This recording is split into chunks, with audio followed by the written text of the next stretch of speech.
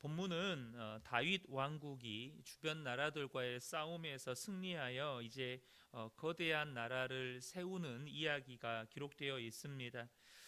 다윗은 군사 원정을 통해서 주변 국들을 모두 평정하고 이제 이스라엘을 제국으로 승격시켰다고 이야기해도 과언이 아닐 만큼 이렇게 나라의 영향력을 확대하고 있음을 보게 됩니다.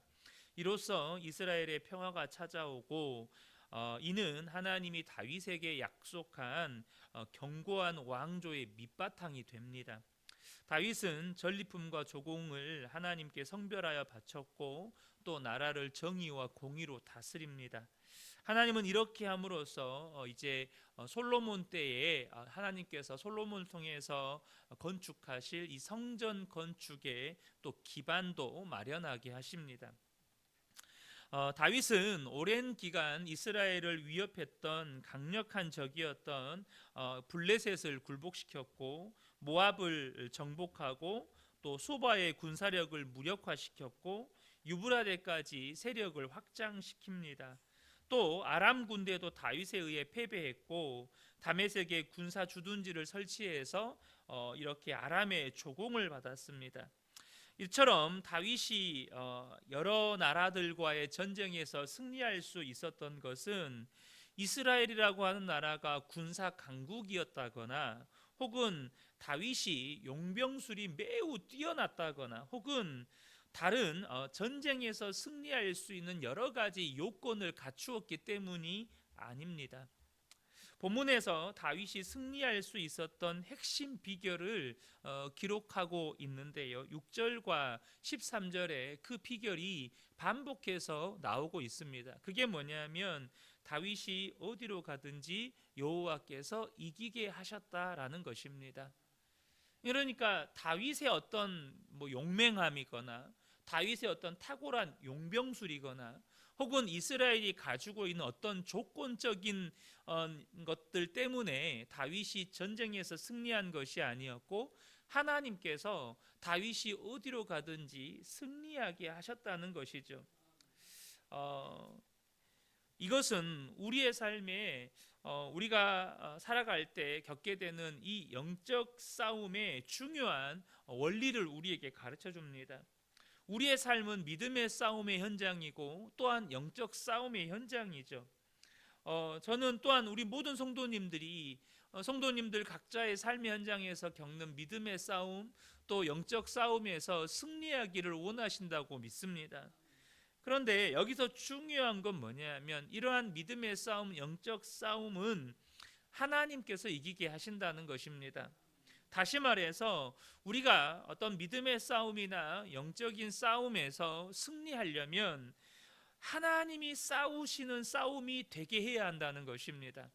내가 싸우는 싸움이 아니고 하나님이 대신 싸워주시는 싸움이 되게 해야 한다는 거예요. 안타까운 현실은 우리 많은 성도님들이 삶의 현장에서 겪게 되는 이 믿음의 싸움, 영적 싸움에서 승리보다 패배하는 경우가 정말 많다는 것입니다. 그런데 저와 여러분이 반드시 아셔야 될 건 뭐냐면 패배보다 무서운 것이 있습니다. 뭐냐면 패배가 반복이 되어서 패배가 일상이 되는 것입니다. 그리고 또 한 가지 우리가 무서운 것은 뭐냐면 이 패배가 일상이 되다 보면 그 패배하는 것을 너무나도 당연한 것으로 받아들여서 영적인 무력감에 빠져버린다는 거예요. 영적인 무력감에 빠진다는 말은 무슨 뜻이냐면 여러분 제가 설교 이전에도 종종 말씀을 드렸는데요. 우리 성도님들 안에 하나의 믿음이 생겨버려요. 무슨 믿음이냐면 예수 믿어도 죄 짓는 것은 어쩔 수 없어. 예수 믿어도 사람들은 다 죄 짓고 사는 거지. 이런 믿음이 생겨버린다는 것입니다. 그러니까 영적인 무력감에 빠졌다는 말은 내 안에 패배에 대한 하나의 믿음이 생겨버렸다는 거예요. 예수 믿어도 당연히 죄 짓고 사는 거지. 예수 믿어도 적당히 술도 마시고 예수 믿어도 사람 믿지 않는 사람들과 적당히 타협도 하고 세상 사람들이 요청하는 것, 요구하는 것에 적당히 맞춰가면서 예수 믿어도 그렇게 적당히 세상과 타협하면서 사는 거지라는 이런 믿음이 생겨버리는 것이 무서운 일이라는 것입니다. 성경은, 성경 어디에도 예수 믿어도 적당히 죄짓고 사는 거다, 예수 믿어도 세상 사람들과 적당히 타협하면서 사는 거다, 이런 말씀의 구절이 단 한 구절도 없거든요. 그러니까 성경에 없는 것이 우리의 믿음이 되어버리는 것이 더 두려운 일이라는 것입니다. 그렇게 되는 이유가 뭘까요? 그 싸움이 하나님이 싸우실 수 없는 싸움이 되어버리기 때문입니다. 하나님이 대신 싸워줄 수 없는 싸움이 되게 만들어 버리니까 우리 스스로가 매번 반복해서 패배하고 우리 안에 그런 영적인 무력감이나 패배감이 자리 잡고 이런 영적인 싸움에서 패배하는 것이 일상이 되어 버린다는 것이죠. 그럼 여러분, 도대체 우리의 영적인 싸움, 믿음의 싸움에 하나님이 싸우실 수 없는 이유가 무엇일까요? 그것은 많은 성도들이 죄와의 싸움에서 반복해서 패배하기 때문입니다. 죄와의 싸움에서 패배해 버린다는 거예요. 여러분, 하나님과 나 사이에 죄가 끼어 있으면 하나님이 우리를 구원하실 수도 없고 하나님이 우리가 싸워야 할 그 믿음의 싸움에 개입하실 수도 없게 돼버리는 것입니다. 이사야 59장 1절과 2절을 보면 여호와의 손이 짧아 구원하지 못하심도 아니요 귀가 둔하여 듣지 못하심도 아니라 오직 너희 죄악이 너희와 너희 하나님 사이를 갈라놓았고 너희 죄가 그의 얼굴을 가리어서 너희에게서 듣지 않으시게 함이니라. 당장 여러분, 우리가 이 시간에 기도하는 것조차도 영적인 싸움입니다. 그렇잖아요. 성령님은 우리 안에서 기도하기를 원하세요. 그러나 여러분, 기도의 시간이 영적인 싸움에서 그냥 패배하고 끝나버려요. 기도하다가 내가 하나님 앞에 뭘 기도하는지 그냥 중언부언하다가 기도를 끝내버린단 말이에요. 이게 무슨 말입니까? 기도의 영적인 싸움에서 패배했다는 거예요. 왜 그렇습니까? 하나님과 나 사이에 죄가 끼어 있으니 내 기도가 정말로 성령님이 나를 이끄시고 성령님이 내 입술을 다스리시고 성령님이 나의 마음과 생각을 다스리시는 기도를 못하는 거예요. 하나님이 기뻐하시는 기도를 못하는 거예요. 왜요? 하나님과 나 사이에 죄가 끼어 있으니까. 그런데 여러분, 다윗이라고 해서 늘 죄와의 싸움에서 승리했습니까? 그렇지 않았잖아요. 다윗도 여러분, 죄의 유혹에 넘어지기도 했고 그 죄의 정도가 정말로 심각한 죄였잖아요. 그러나 여러분, 적어도 다윗은 죄의 유혹에 넘어진 다음에 그 문제를 절대 그냥 넘어가지 않았습니다. 다윗이 죄의 유혹에서 넘어졌어요.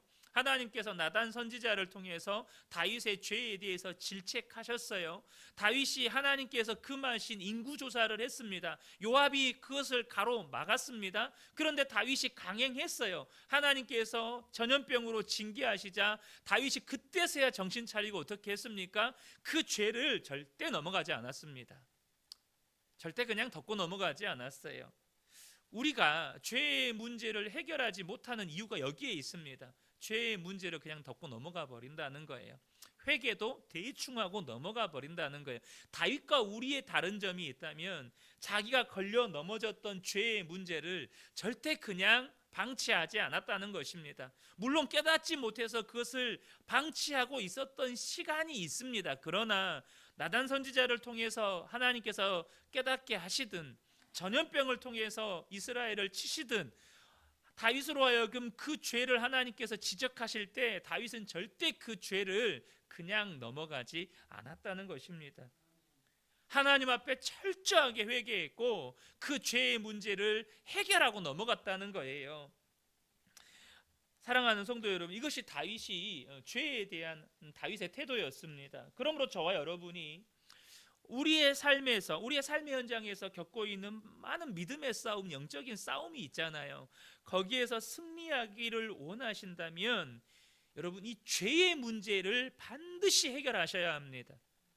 이 죄의 문제를 반드시 해결하고 넘어가야 우리가 싸워야 할 그 영적인 싸움, 믿음의 싸움에 하나님께서 개입하여 주시고 하나님이 싸우시는 싸움이 된다는 거예요.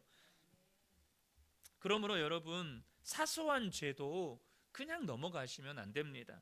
성령님께서 죄라고 말씀하시는 것은 다윗처럼 즉시 회개하고 하나님의 긍휼을 구하셔야 한다는 거예요. 성령님이 죄라고 말씀하실 때마다 그 즉시 하나님 앞에 무릎 꿇고 회개해야 한다는 것입니다. 그렇게 죄와의 싸움에서 승리하고 우리의 삶의 그 죄의 문제를 처리할 때만이 우리가 삶의 현장에서 싸우는 그 믿음의 싸움, 영적인 싸움을 할 준비가 된 거예요. 여러분, 쉽게 말해서 전쟁터에 나갈 때요, 뭐 합니까? 군사훈련 하잖아요. 군사훈련, 물론 우리가 한국 전쟁 때는요, 군인 숫자가 너무 부족하니까 진짜 학도병들까지 이렇게 차출해가지고 뭐 3일, 뭐 일주일 군사훈련 시키고 바로 전투에 투입했다고 하잖아요. 그러니까 제대로 훈련되지 않는 이런 학도병들이 나가서 싸우니까 얼마나 많은 전사자가 발생을 하겠어요. 그렇게 준비되지 않은 상태에서 싸우면 엄청나게 싸울 준비가 안 된 거죠, 사실은. 여러분, 믿음의 성도들이 믿음의 싸움에 준비가 됐다, 이 뜻은 뭐냐 하면 죄의 문제가 해결됐다 이거예요. 죄의 문제가 해결되어야 하나님이 쓰실 수 있는 그릇이 되는 거예요. 죄의 문제가 해결되어야 하나님이 내 대신 싸울 수 있는 전쟁을 수행할 수가 있는 거예요. 디모데후서 2장 21절을 보면, 그러므로 누구든지 이런 것에서 자기를 깨끗하게 하면 귀히 쓰는 그릇이 되어 거룩하고 주인의 쓰심에 합당하며 모든 선한 일에 준비함이 되리라. 여러분, 성도가요, 하나님께 쓰일 준비가 되었다라는 건 뭐가 준비되었다는 말일까요? 거룩함이 준비되어야 되는 거예요. 우리가 무슨 실력이나 능력을 준비하는 게 아니고요, 거룩함이 준비되어야 돼요. 거룩함이 준비되어야 거룩하고 주인의 쓰심에 합당하며 모든 선한 일에 준비되리라. 거룩함이 준비되어야 여러분, 우리가 싸워야 할 그 영적인 싸움, 믿음의 싸움에 나가서 싸울 준비가 된 거예요. 그러면 주님이 싸우시는 것입니다. 오늘 본문을 보면 이 다윗의 군사적 승리의 결과는 단순히 다윗의 위대함을 보여주는 게 절대 아닙니다. 그것은 하나님의 위대하심을 보여주는 것입니다. 그래서 본문에서 다윗의 승리가 하나님이 가져다 주신 승리였다는 것을 보여주는 중요한 장면이 있습니다. 다시 말해서 다윗은 하나님이 다윗의 왕국의 승리를 가져다 주신 이유를 분명하게 알았다는 거예요. 이게 무슨 말이냐면, 이 전쟁이요, 하나님이 싸우셔서 승리를 주신 거잖아요. 그러면 하나님이 다윗의 왕국에 승리를 가져다 주신 이유, 하나님께서 다윗의 왕국에 승리를 가져다 주신 목적이 있었다는 것입니다. 다윗이 이것을 분명하게 알았다는 것. 이 전쟁은 하나님이 싸우시는 전쟁이었고 하나님이 우리에게 승리를 가져다 주신 데는 분명한 이유가 있다. 여러분, 저와 여러분에게 하나님께서 승리를 주셨다면 그것은 이유 없는 승리가 아닙니다. 그 승리의 목적이 있어요. 본문에도 하나님이 다윗에게 하나님의 위대하심을 나타내요. 이 전쟁이 하나님께 속한 것이고 하나님이 이 전쟁에서 승리를 가져다 주셨다라는 것을 다윗에게 경험하게 하신 분명한 이유가 나타나요. 그게 뭐냐 하면 다윗의 왕국을 통해서 하나님의 나라가 실현되게 하시는 것이었어요. 그러니까 다윗의 왕국을 통해서 하나님의 나라가 이루어지게 하시려고 그 전쟁에서 하나님께서 대신 나가서 싸워주시고 다윗에게 승리를 주셨다는 거예요. 그래서 다윗이 다스리는 나라의 중요한 특징이 뭐냐면 정의와 공의가 실현되는 거예요. 14절을 보면 다윗이 온 이스라엘을 다스려 모든 백성에게 정의와 공의를 행할세라고 말씀합니다. 그러니까 이 전쟁은 하나님이 주신 하나님의 전쟁이고 하나님께서 싸우셔서 승리를 가져다 주셔서 그 이유는 나를 통해서 세운 이 나라가 하나님은 하나님이 다스리시는 나라가 되기를 원하셔. 하나님의 나라가 실현되기를 원하셔. 그래서 다윗이 그 자신을 통해서 다스려지는 이 나라에 하나님의 정의와 하나님의 공의가 실현되도록 했다는 거예요.